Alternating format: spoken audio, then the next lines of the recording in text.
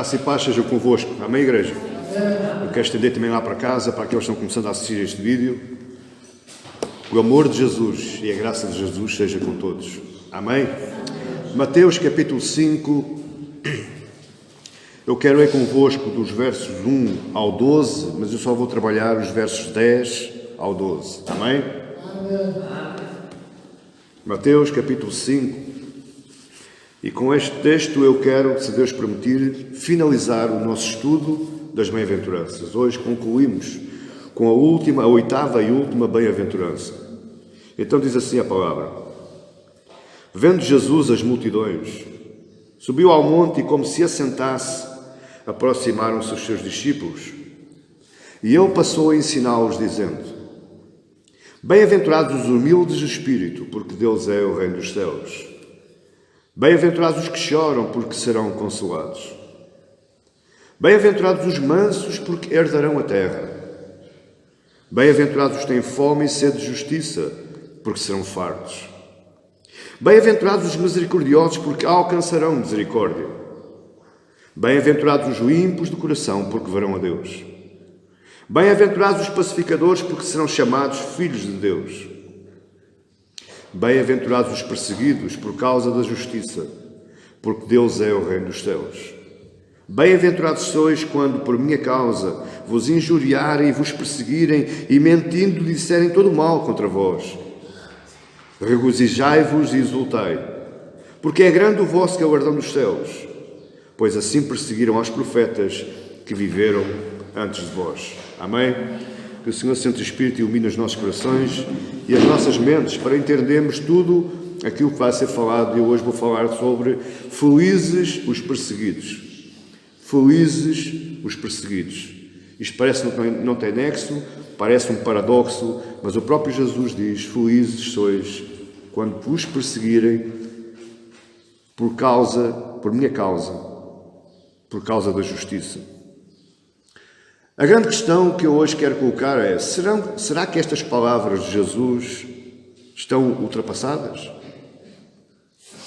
Será que ele falou só para aquele contexto, para aquela época, para aquele povo?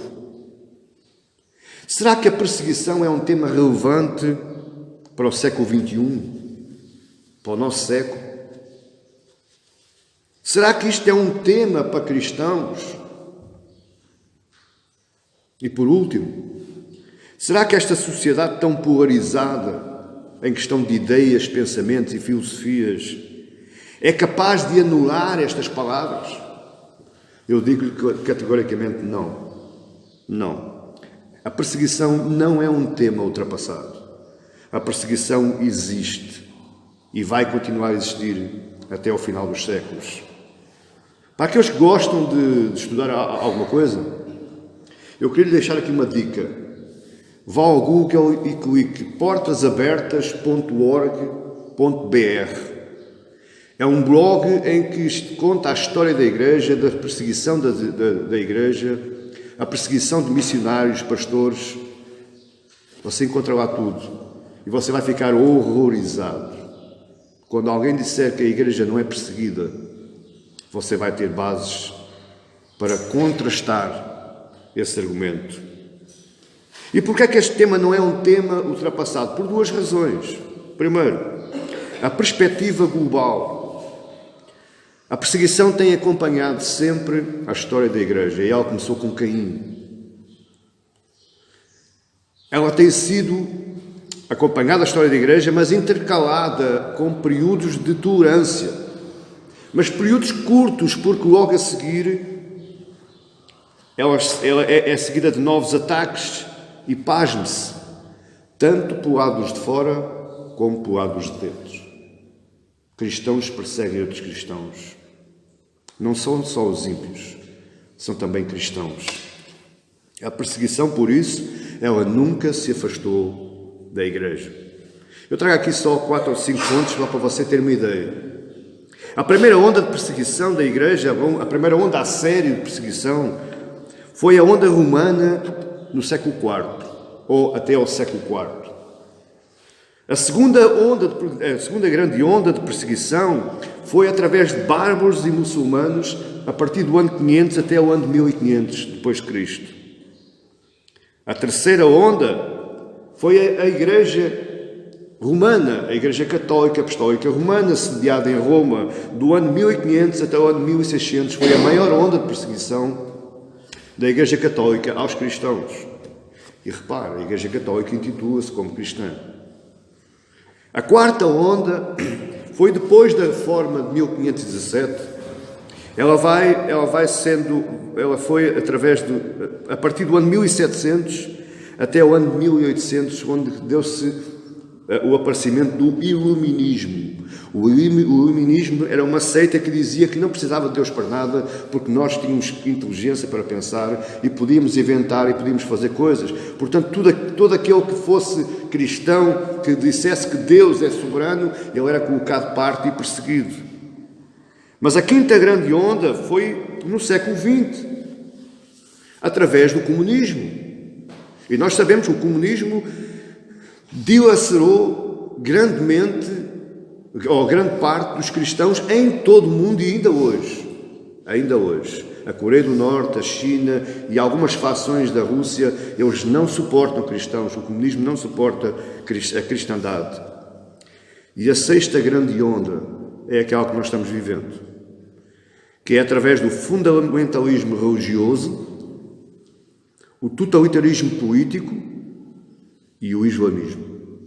Portanto, meus amados irmãos, desde a primeira hora, o cristianismo, a Igreja, tem sido perseguida por vários fatores e por vários grupos de pessoas ou de pensamentos. Para você ver, nesse site, eles escrevem lá que mais de 245 milhões de cristãos são perseguidos todos os anos, das mais diversas formas.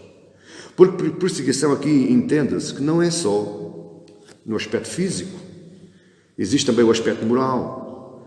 Existe o aspecto psicológico. Você muitas vezes está sendo perseguido e nem se percebe.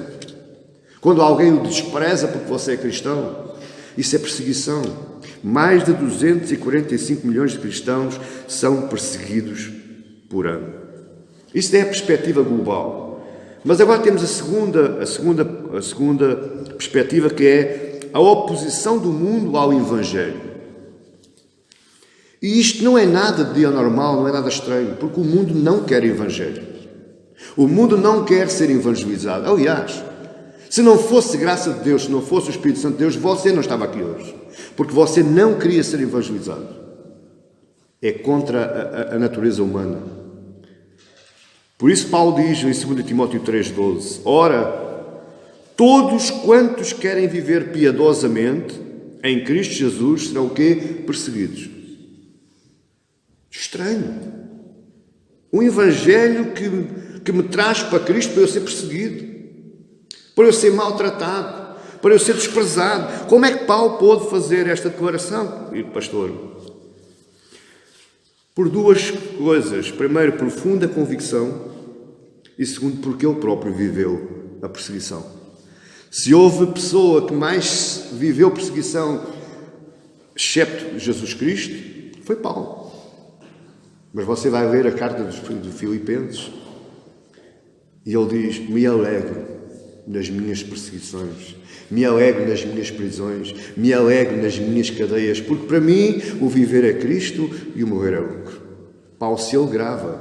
Paulo era um bem-aventurado, porque ele se alegrava, como diz lá o verso 12 de Mateus 5, regozijai-vos e exultai, porque é grande o vosso galardão nos céus. Paulo sabia que ele tinha um grande galardão nos céus, porque estava sendo perseguido, não por causa de Paulo, mas por causa de Cristo. Por causa daquilo em que ele acreditava e daquilo que ele falava e ensinava. Dois fatores que levaram Paulo a falar isto para Timóteo. A primeira é a natureza do cristianismo. O cristianismo é contra a natura ao mundo. Quando você assumiu a sua fé, a sua convicção de cristão, você voltou 180 graus e começou a andar de frente ao mundo, contra o mundo. Eles dizem que você anda na contramão. É mentira, você está no caminho certo. Quem está na contramão é eles, mas você deu as cordas, deu a frente, deu o peito ao mundo. Por isso é que é contra a natura, o cristianismo é contra a natura ao mundo. E a segunda razão por que Paulo falou isto, porque ele tinha a profunda convicção acerca da natureza, da pecaminosidade da raça humana. Por causa da queda, por causa de Adão e Eva, por causa do pecado interno no mundo. O mundo não quer Evangelho. O mundo virou as costas ao Evangelho. Pode-se dizer então que existe um forte conflito entre a mensagem e o modo de vida do mundo e também de alguns cristãos. A mensagem de Cristo não tem nada a ver com o modo de vida do mundo. E com profunda tristeza eu digo, a mensagem de Cristo também não tem nada a ver com o modo de vida de alguns cristãos. Amém, igreja? O modo de vida dos cristãos, ele tem que chocar de frente. O modo de vida do cristão, ele tem que incomodar o mundo. Ele tem que ser diferente. Ele tem que chocar, confrontar, conflituar. É por isso que ele, no verso, Jesus aí, logo a seguir, acaba as bem-aventuranças e ele diz, no verso 13, vós sois o sal da terra e a luz do mundo. Porquê é que ele diz isso? Porque Cristo está dizendo que aquele que abraça a fé em Cristo, ele tem que ser diferente, ele tem que incomodar, ele tem que conflituar, e porque você incomoda e conflitua, você é perseguido. Então vá pensando assim, nesta primeira parte do sermão, se eu não estou sendo perseguido, alguma coisa está mal. Amém? Por isso, este tema não é um tema ultrapassado. Antes, pelo contrário, este tema tem que ser um tema relevante todos os dias na nossa vida. Estas palavras de Jesus, elas continuam sendo bem relevantes. O mundo não quer colocar Deus no seu próprio lugar, ou seja, em primeiro lugar. Ninguém quer colocar Deus em primeiro lugar na sua vida. Em primeiro lugar está o meu prazer, em primeiro lugar está a minha vida, em primeiro lugar está o meu trabalho, em primeiro lugar está a minha família. E quando eu tiver tempo, então eu penso em Deus. É assim que o mundo pensa. É assim que nós ainda pensamos algumas vezes. Deixa que eu lhe diga uma coisa, quem quiser viver uma vida cristocêntrica, ou seja, o centro da sua vida é Cristo, mais tarde ou mais cedo você vai ser perseguido. Porque você vai se tornar diferente. Você vai se tornar incomodativo. Você vai desmascarar o erro e o pecado. Esse é o papel e a função do cristão. Como eu digo muitas vezes, a única religião que transforma caráteres, que muda homens, que muda pensamentos, é o cristianismo. Mais nenhuma. Seja lá que religião for, seja lá que seita for, a única que muda corações, transforma caráteres, é o cristianismo. Até aqui você está a me entender? Durante muitos séculos, o cristianismo só pensava de uma forma, sobreviver à perseguição. Durante muitos séculos, os cristãos dos primeiros séculos, eles só pensavam em sobreviver à perseguição. Daí as cartas de Paulo, daí as cartas de João, daí as cartas de Pedro, era para consolo. O próprio Apocalipse, o livro do Apocalipse, nós estamos a estudá-lo, e eu já disse, o próprio Apocalipse, a revelação de Jesus Cristo, foi dada aos homens para consolo àqueles que estavam sendo perseguidos. Toda a Bíblia, ela tem sido a tábua da salvação, a boia, para que o cristão não afunde na sua tristeza e na sua amargura por causa da perseguição. Mas existe uma grande pergunta. Pastor, eu não estou a entender. Se eu quero viver uma vida santa e piedosa, uma vida justa, se eu quero ser pacífico, se eu quero ser puro de coração, qual a razão por que as pessoas me perseguem? Se eu não faço mal a ninguém, se eu não minto, se eu não falo mal de ninguém, se eu tento viver uma vida cristã, uma vida cristã pura, por que é que eu sou perseguido? Qual é a razão? Porque é que a minha fé é alvo de perseguição? Deixe-me dar aqui 2 notas. Você é perseguido por causa de Cristo. por causa da natureza da sua fé em Cristo Jesus. E a segunda nota que eu quero lhe deixar é que nem todos os cristãos perseguidos são bem-aventurados. Não, pastor, não.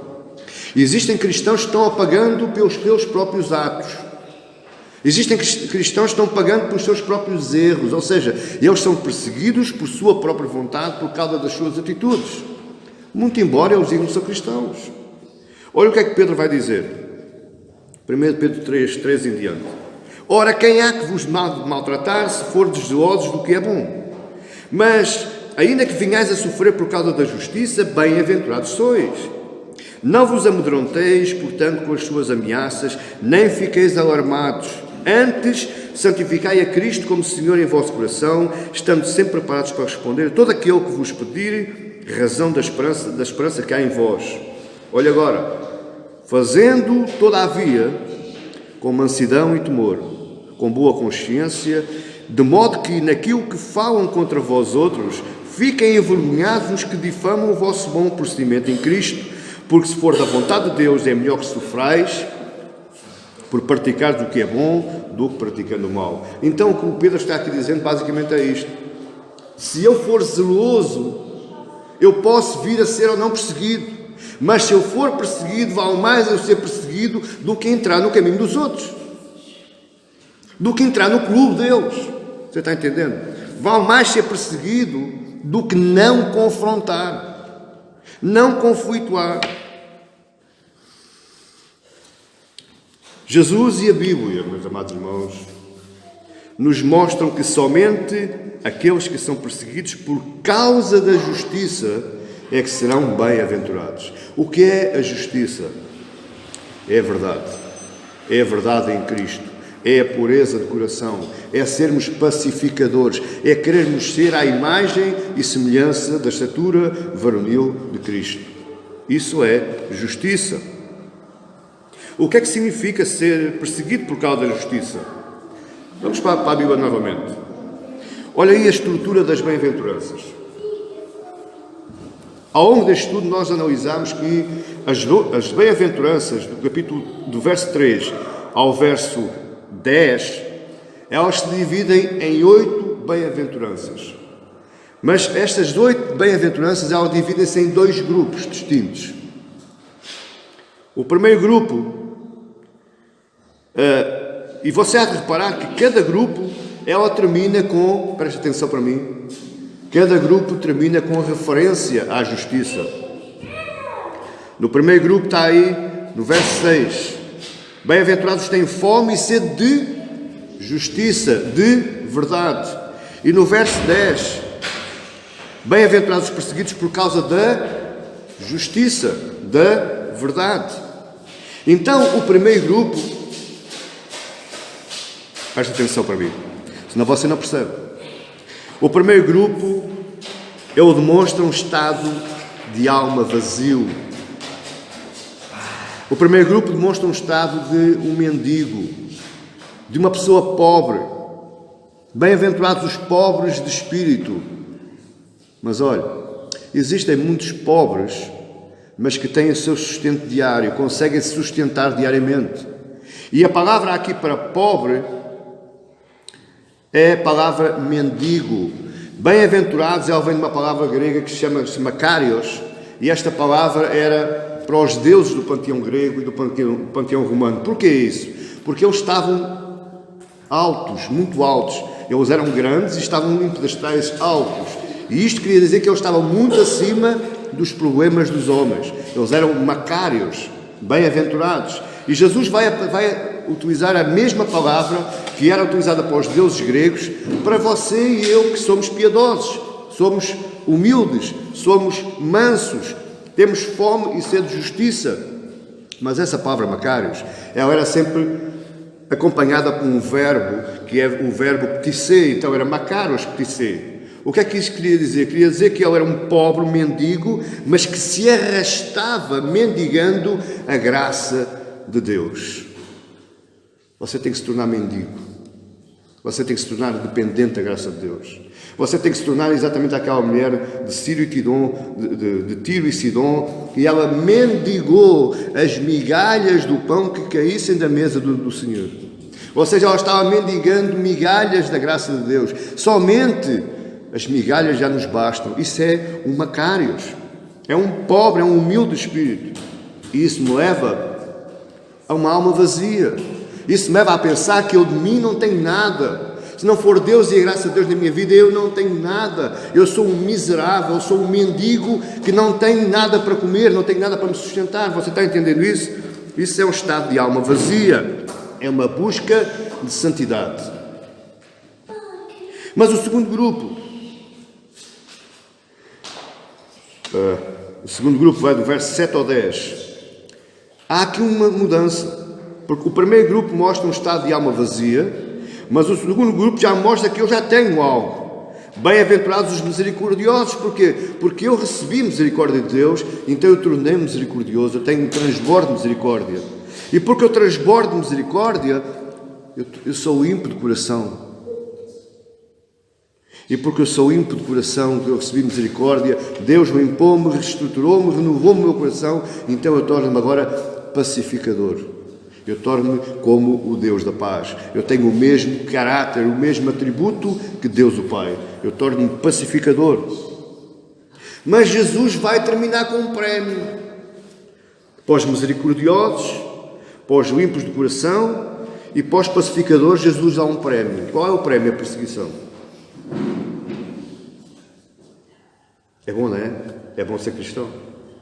É bom eu tornar-me misericordioso. É bom eu tornar-me limpo de coração. É bom eu tornar-me pacificador, porque eu a seguir vou receber perseguição. O que é uma vida de justiça? O que é uma vida de justiça? Esta justiça que Jesus fala não é a justiça dos tribunais, não é a justiça dos homens, não. Qual é uma vida de justiça na boca de Jesus? É uma vida cheia de misericórdia, de pureza e de pacificação. Se você for misericordioso, se você for puro de coração, se você for pacificador, você está vivendo uma vida de justiça, uma vida de verdade cristã, uma verdade em Cristo Jesus. Existe outra forma de definir o verso 10. Bem-aventurados os perseguidos por causa da justiça, porque deles é o reino dos céus. E aí no verso 11 ele vai desmultiplicar. Parece que é uma outra bem-aventurança, mas não é. O verso 11 explica o verso 10 que diz: porque é que eu sou perseguido? E agora no verso 11: bem-aventurados novamente sois quando por minha causa vos injuriarem e vos perseguirem, mentindo, disserem todo o mal contra vós. Justiça e Jesus são similares. É a mesma coisa. Eu tenho uma vida de justiça, é a mesma coisa que eu tenho uma vida em Cristo, em Jesus. Uma vida igual à dele. Está-me a apanhar? Está a compreender? Não existe vida de justiça sem Cristo. Não existe uma vida misericordiosa sem Cristo. Não existe pacificação sem Cristo. E não existe pureza de coração sem Cristo.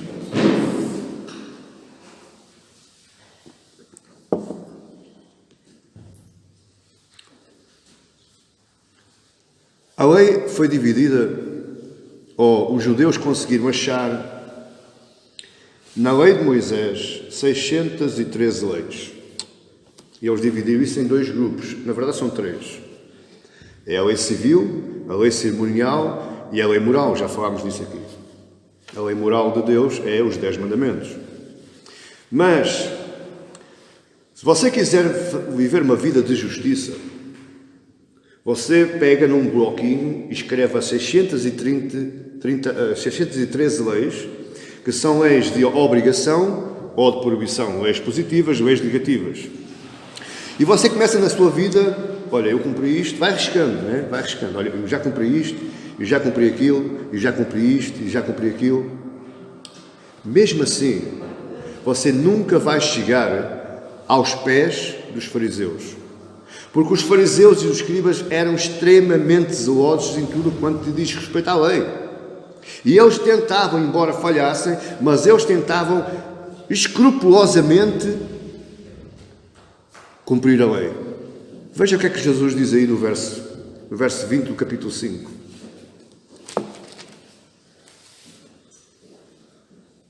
Porque vos digo que se a vossa justiça não excederem muito a dos escribas e fariseus, jamais entrareis no reino dos céus.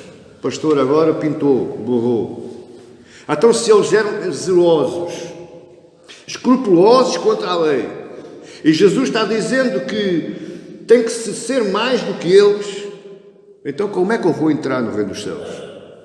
Se eu falho todos os dias, se eu não consigo cumprir nenhuma das leis. Aliás, há leis que já não posso cumprir porque elas já não existem, já foram abolidas. Ainda posso tentar estudar a lei e tentar viver, mas mesmo assim vou falhar. Como é que eu vou entrar no reino dos céus? Porque ele diz, se não excederem muito a justiça dos escribas e fariseus, não entrareis no reino dos céus. Isto aqui é um alerta para nós cristãos. Porque o que Jesus está dizendo não é para nós nos colocarmos a cumprir leis.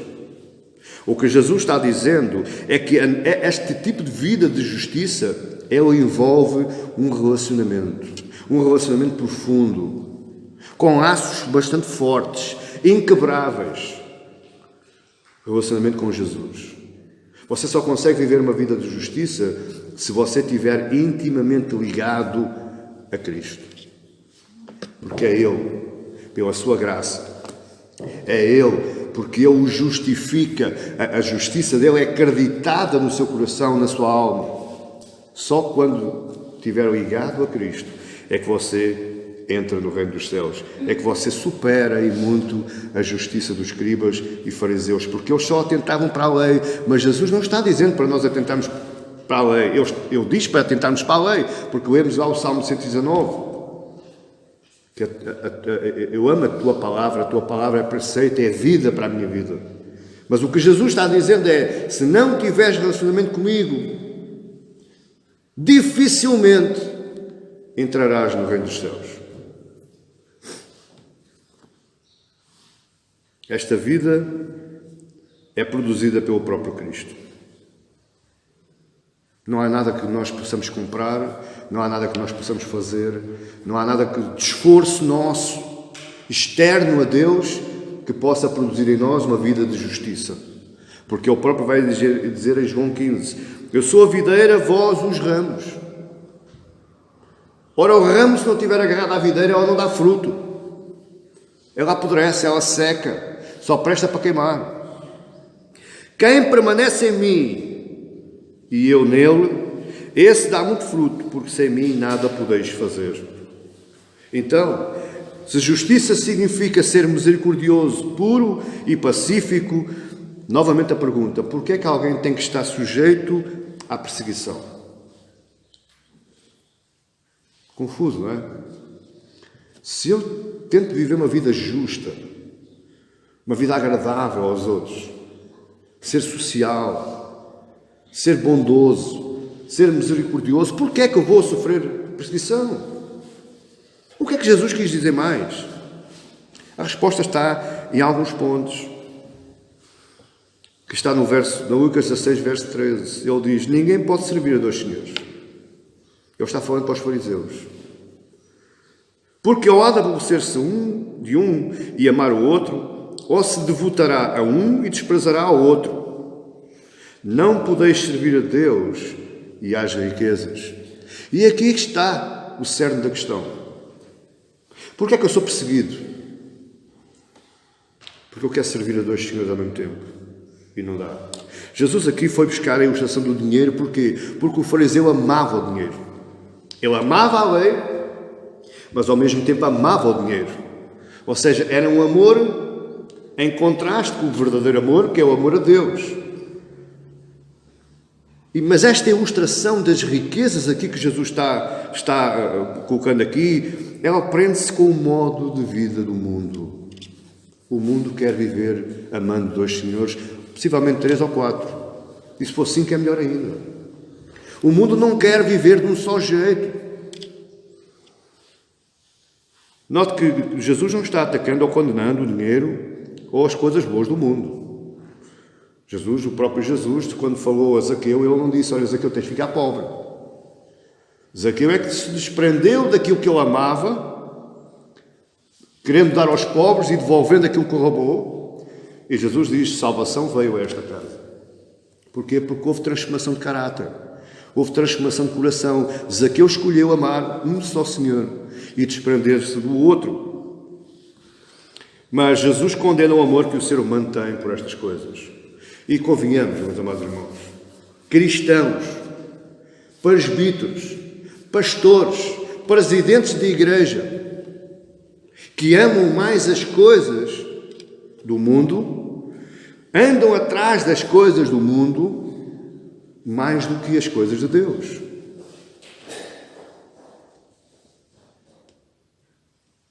Uma vez certo homem foi convidado para ir pregar a uma outra igreja. E só para resumir, esse tal pregador cometeu 2 erros graves.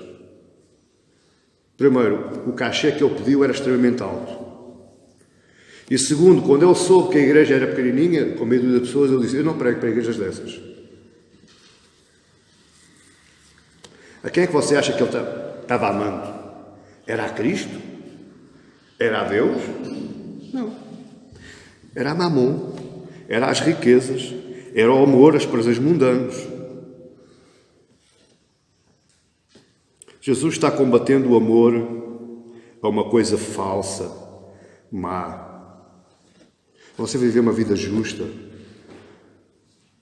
Eu não estou dizendo para você se enclausurar num mosteiro.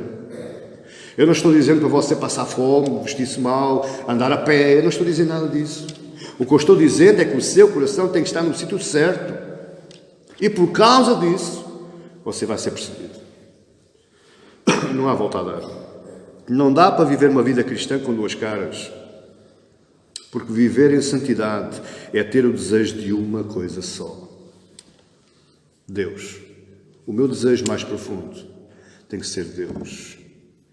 E novamente o meu versículo preferido: quando eu desejo Deus, uma coisa só, eu estou procurando o reino, que é a palavra, e a justiça, que é a verdade. Eu estou procurando Cristo, e quando eu faço isso, todas as coisas me são acrescentadas. Mateus 6,33. Esse é o espírito do versículo, e não outro.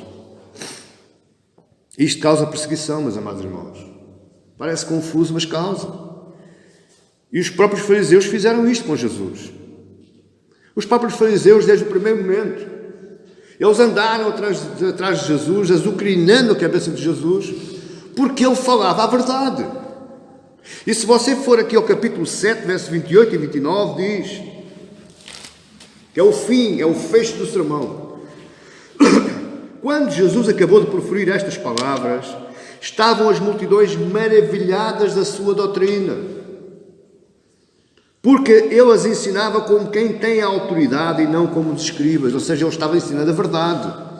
Os escribas estavam ensinando algo falso, algo oco, algo que não tinha sentido, porque eles amavam 2 senhores. Como alguns de nós também amamos 2 senhores.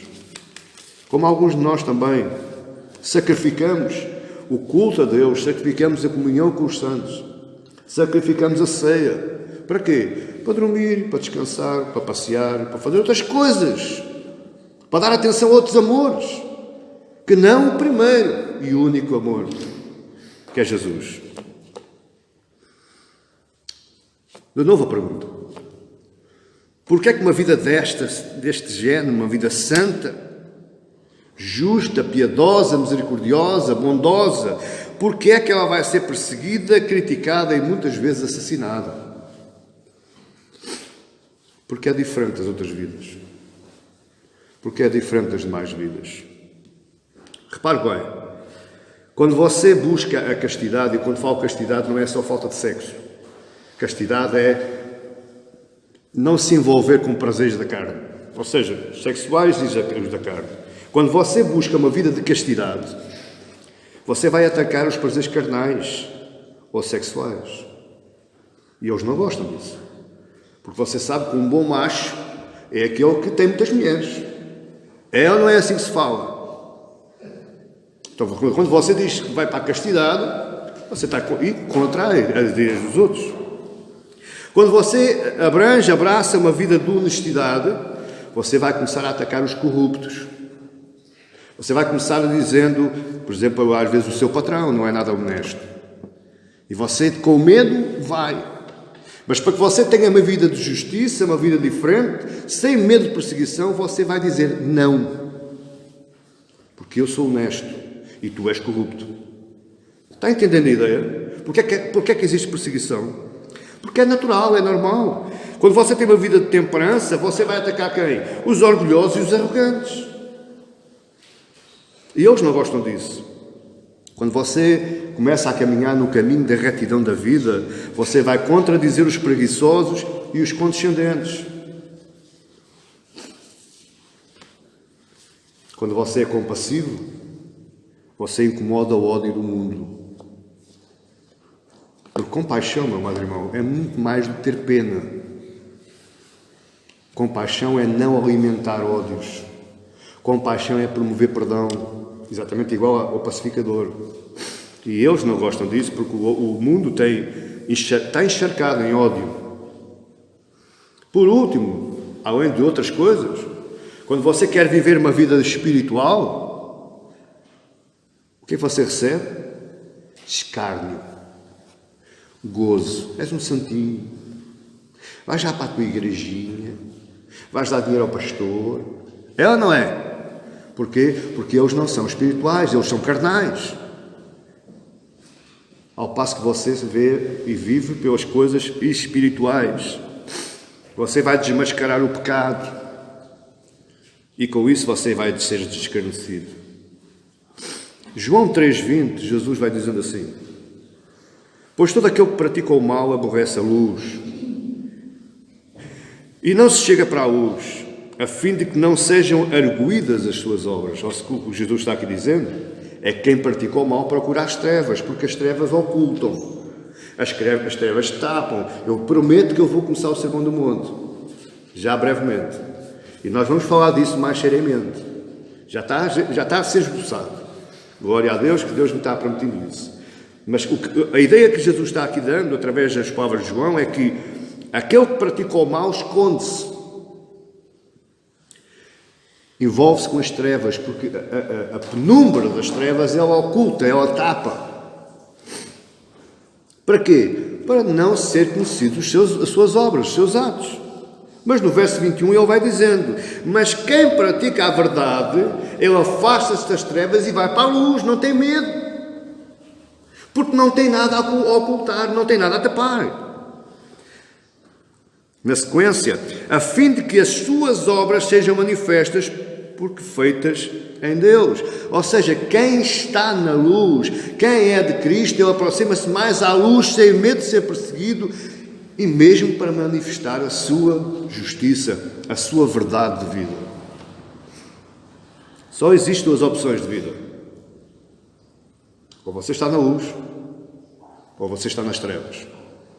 Se você estiver nas trevas, descanse, esteja descansado, você nunca irá ser perseguido. A não ser para um cristão, claro. Um cristão desavergonhado como eu.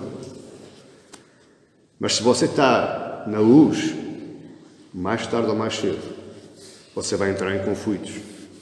Porque você vai desmascarar aquilo que está oculto.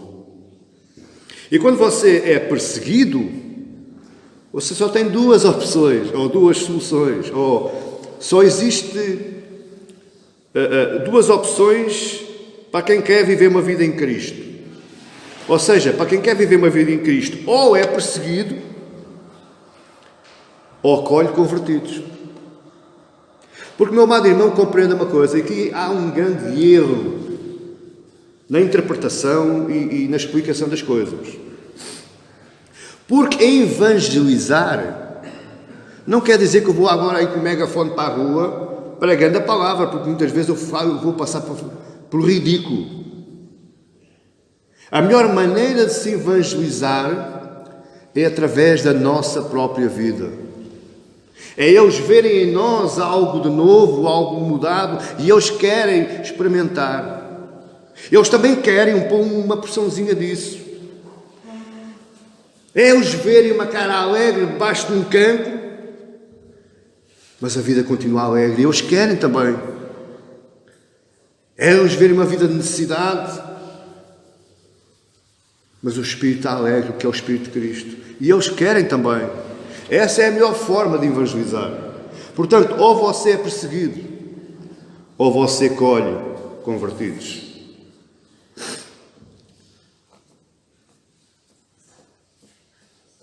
Mas há outra pergunta ainda que tem que ser respondida. Pastor, então, mas eu acho que eu vivo uma vida justa. Mas os incrédulos não me perseguem. Eles até me suportam muito. Ou suportam bem. Eles não me chateiam, não me dizem nada. Jesus vai falar isso a partir do verso 13. Vós sois o sal da terra. Ora, se o sal vier a ser insípido, como lhe restaurar o sabor? Para nada mais não presta para ser lançado fora e ser pisado pelos homens. Vós sois a luz do mundo. E não se pode esconder uma cidade edificada sobre um monte. Nem se acende uma candeia para colocá-la debaixo do alqueire, mas no voador ilumina a todos os que se encontram na casa. Assim, olhe bem, o que é que Jesus vai dizer? Assim brilhe também a vossa luz, aonde? Debaixo do alqueire? Debaixo do cesto? Ou no voador? Assim brilhe também a vossa luz diante dos homens, para que vejam as vossas boas obras e glorifiquem o vosso Pai que está nos céus. A pergunta é, será que eu estou sendo sal e luz? Se eles não perseguem, algo se passa. Será que eu estou sendo sal e luz para o mundo? Será que eu estou sendo diferente? Será que eu estou incomodando o pecado?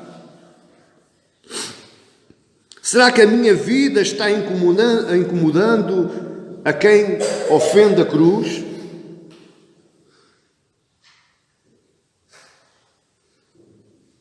São perguntas que nós temos que fazer, amados irmãos, porque a Bíblia é bem clara. A Bíblia é bem clara. Eu, se sou diferente, eu vou receber represálias. Se eu não estou recebendo represálias, eu tenho que pensar o que é que está mal. Mas se eu sou sal e luz, e se a minha vida incomoda outras vidas, eu tenho que pensar que a conversão dos incrédulos, por vezes, não é imediata. Se eu estou vivendo uma vida justa, mas não estou recebendo perseguição, é porque algo está trabalhando na vida de quem me devia perseguir. Então, está a entender até aqui? Mas eu tenho que entender que a conversão do incrédulo não pode não ser imediata. Muitas vezes leva tempo. Nós temos que esperar. Porque ou nós escolhemos um irmão, ou nós escolhemos um inimigo. Das duas, não há volta a dar. Não há outra forma. Prepare-se. Ou você vai colher um irmão, ou você vai colher um inimigo.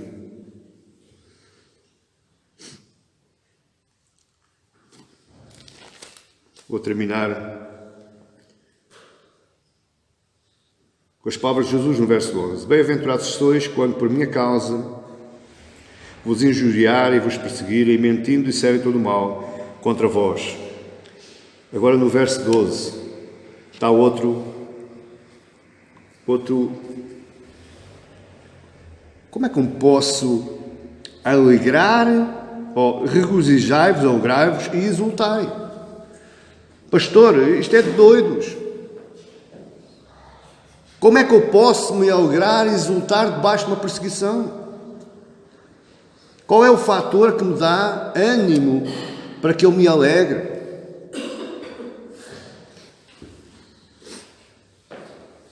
É chocante isto, no mínimo é chocante. E chocou aquele povo e choca a nós hoje. Quem é que se alegra em frente à perseguição, tortura e morte?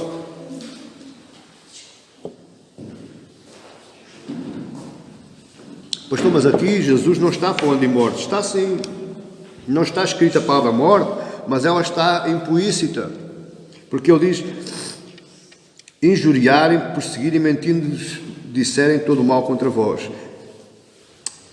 Regozijai-vos e exultai, porque é grande o vosso galardão nos céus. Agora, olha agora. Pois assim perseguiram os profetas que viveram antes de vós. Como é que foi a perseguição dos profetas?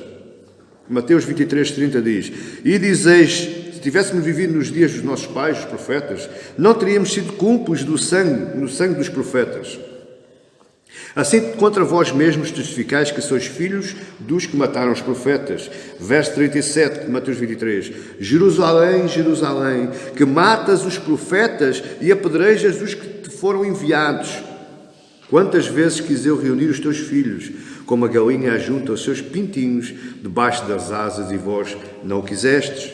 Mateus 24:9. Então, Jesus a falar para os discípulos, então sereis atribulados, perseguidos, e vos matarão. Sereis odiados de todas as nações por causa do meu nome. Se Jesus está falando em morte, em perseguição, em tribulação, qual é o motivo para que eu me alegre? Qual é o motivo que me leva a alegrar? Porque é grande o vosso galardão nos céus. Verso 12. Grande é a recompensa que Deus tem guardado nos céus para aquele que suporta a perseguição e para aquele que suporta a própria morte, a morte física, por amor do nome de Jesus. Você está entendendo, igreja? É grande o galardão dos céus, o sofrimento do crente. Ele aumenta a recompensa no céu. Não é as suas boas obras, não é você fazer muitas campanhas de solidariedade, não é você ir para a rua a dar cobertorzinhos e sandezinhos. Isso é tudo bom. É tudo bom. Você devia fazer mais vezes. Mas não é isso que lhe dá o galardão no céu. O que lhe dá o galardão no céu é você aguentar a perseguição, aguentar o sofrimento, aguentar a morte por amor de Cristo. Por amor à justiça, à verdade de Cristo. E esta foi a razão que os grandes mártires encararam o sofrimento. Veja o caso de Estevão. Diz a Bíblia que ele estava sorrindo quando o apedrejavam. Diz a Bíblia que ele olhou, o céu se abriu e ele disse ao Senhor: nas tuas mãos entrego o meu espírito. Como quem diz, breve, breve, deixa acabar. Breve, breve, termina. Pois podem-me escortejar, podem-me cortar aos bocadinhos, que eu já não me importo. Em alegria, ele sorriu. Porque ele sabia quem era Cristo. E ele sabia a quem é que devia amar, ele sabia o que é que desejava. Quanto maior for o teste à nossa fé, meu amado irmão, maior é a nossa recompensa. Mateus 19, 29 diz: e todo aquele que tiver deixado de casa, olha, outro erro está aqui, erro teológico, doutrinário. Jesus não está dizendo que Deus me vai dar 100 vezes mais, ele não está dizendo nada disso. O que ele está dizendo é que todo aquele que tiver deixado casas, ou irmãs, ou irmãos, ou pai, ou mãe, ou mulher, ou filhos, ou campos, por causa do meu nome, receberá muitas vezes e herdará a vida eterna. Jesus não está dizendo aqui que ele me vai recompensar 100 vezes mais aqui. Não é aqui, é lá. Porque lá vou colher irmãos, vou colher pais de outros, filhos de outros, mulheres de outros, e é grande, e herdará a vida eterna. Por amor do meu nome, por causa do meu nome, por causa da justiça. As aflições, por isso é que Paulo falava assim, as aflições em Cristo Jesus são a causa da glória eterna. Eu não penso que Deus está a dormir. Eu não penso que tudo aquilo que se passa aqui, que não está debaixo do controle dele.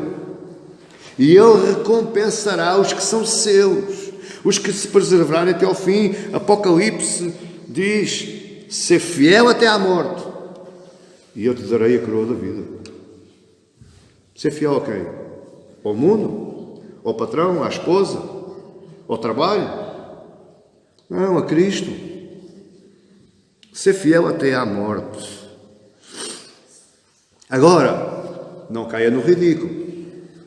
Não vá sair daqui pedindo a Deus: Deus dá-me muitas aflições, que é para o meu galardão no céu ser maior. Não faça isso. Isso é ridículo. Peça antes a Deus que, se as aflições vierem, as perseguições vierem, que eu tenha a coragem de as enfrentar para ser fiel até ao final. Isso é que eu tenho que pedir a Deus. Tenho que desejar mais as coisas do céu e odiar mais as coisas deste mundo. Tem que ser ao contrário. A nossa vida tem que ser totalmente diferente. Totalmente diferente. O pior é que muitos cristãos ouvem uma palavra destas e a sua vida continua sempre igual. Não há transformação, não há... Talvez por causa disso é que nunca foram cristãos. Salvo para sempre? Não. Só é salvo aquele que é salvo. Porque muitos andam 20, 30 anos numa igreja e nunca foram salvos. Nunca amaram mais a Deus do que as coisas. A vontade de Deus sempre prevaleceu acima de todo o resto. Portanto, esses não são salvos. Porque o próprio Jesus vai dizendo: muitos me chamarão Senhor, Senhor.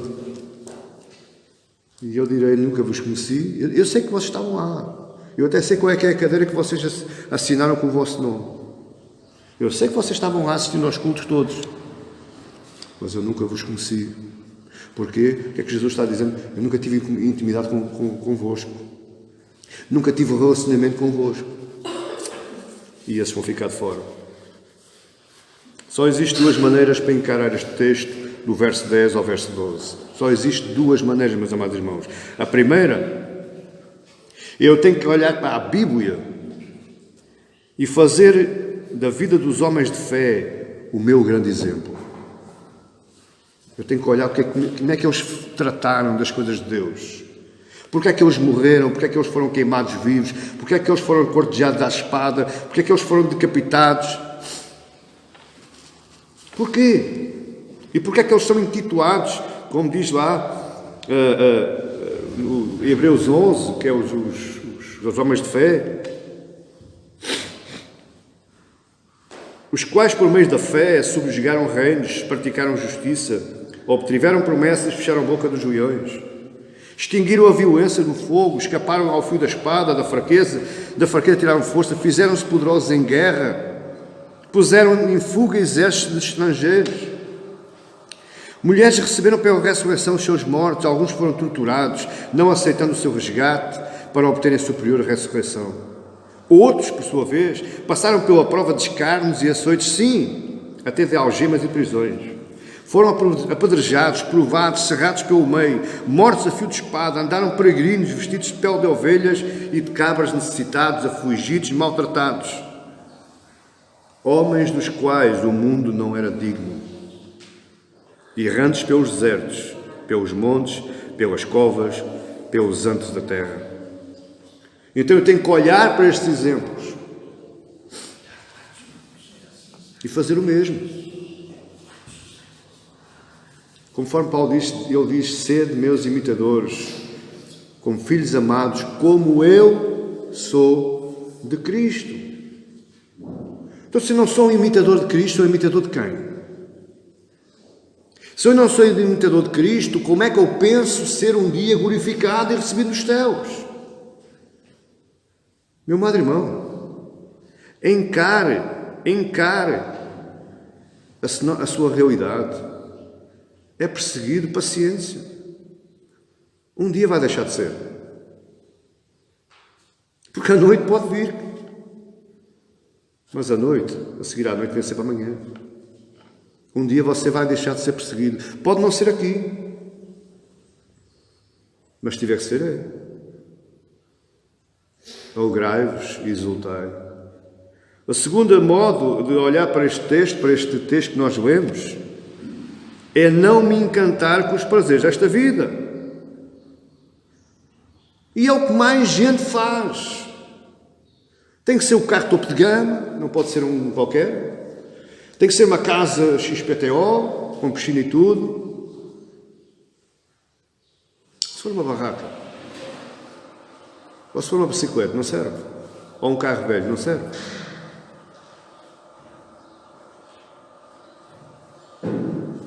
Paulo diz: em tudo dai graças, nas coisas boas e também nas más. Não nega Cristo, mantenha-se firme. Não negue nunca a sua fé, haja o que houver.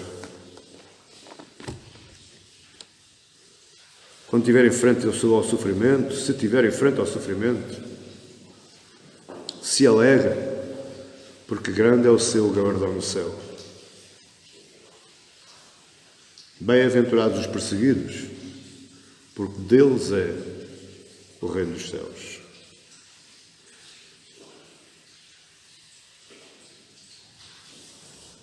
Lembre-se, Cristo só foi glorificado porque Ele suportou o seu sofrimento. Cristo só foi glorificado porque Ele teve a coragem de dizer: Pai, eu não quero beber esse cálice, eu não quero sofrer, está doendo, todavia faça-se a tua vontade e não a minha.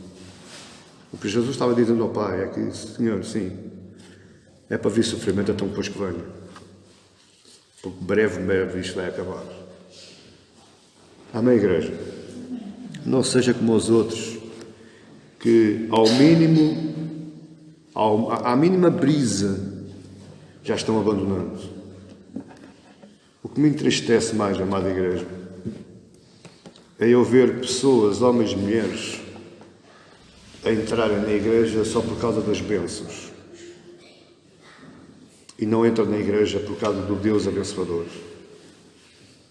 Eles só entram na igreja porque querem ver as suas necessidades supridas, regateiam com Deus, declaram, ordenam e tudo. Mas quando toca a sofrer por causa do Cristo, por causa da justiça de Cristo, por causa do Evangelho, eu não quero. Pai, afasta de mim essa maldição. Repreende Satanás. Meu amado irmão, o sofrimento faz parte da vida de um cristão. Faz parte da vida do cristão. Mas porquê, pastor? Porquê faz parte? Porque você é diferente. Você anda na contramão. Você choca de frente com os outros. Você incomoda, desmascara o pecado. Só por causa disso você sofre. Porque eles são bilhões, a gente somos milhões. Está a perceber? A diferença é essa. Porque se houvesse 7 bilhões de cristãos, não havia sofrimento nenhum. Mas infelizmente há 5 bilhões de não cristãos e 2 bilhões de cristãos. Portanto, alguma coisa vai acontecer, porque eles são mais. E o diabo, amado irmão, ele não tem mais poder sobre o cristão. Ele não tem mais poder sobre nós. Mas ele tem poder influenciador de circunstâncias. Ele utiliza circunstâncias para nos causar sofrimento. Ele utiliza pessoas, situações, circunstâncias. E ele ainda não cortou as garras, ele continua com as garras afiadas. Ele sabe que o tempo dele está próximo, mas até lá ele vai fazendo estragos. Ele vai afastando aqueles que são de Deus, porque esse é o propósito real dele. Ele tem um combate direto com Deus. Deus faz e Ele quer desfazer. Você está entendendo, não é, igreja? Então tenha fé, suporte com confiança, com alegria, tudo o que vier à sua vida, mas acima de tudo, seja fiel até à morte, seja misericordioso, seja pacificador e santifique-se pela palavra, para ter um coração puro. Amém? Pai, te agradeço, Senhor. Eu te louvo, meu Pai, nesta manhã. Eu te louvo, Deus, para esta palavra, Senhor. Concluímos, Deus, este estudo das primeiras palavras de Cristo no seu ministério público. Que este estudo transforme as nossas vidas e nos faça diferentes, Senhor. Ó Pai, eu te peço que Ele vise o nosso sofrimento e que Ele vise as nossas perseguições. Mas se for a Tua vontade, pois que ela se cumpra na nossa vida, debaixo do Teu propósito, debaixo do Teu plano. Eu sei, Deus, Poderemos sofrer aqui, mas estaremos contigo um dia e será grande o nosso galardão, porque essa é a tua promessa. Eu oro assim, meu Pai, e te agradeço e tu ouve. Em nome de Jesus Cristo, teu Filho amado e nosso Rei, Senhor e Salvador das nossas almas, para a tua honra e para a tua glória. E Deus vos abençoe.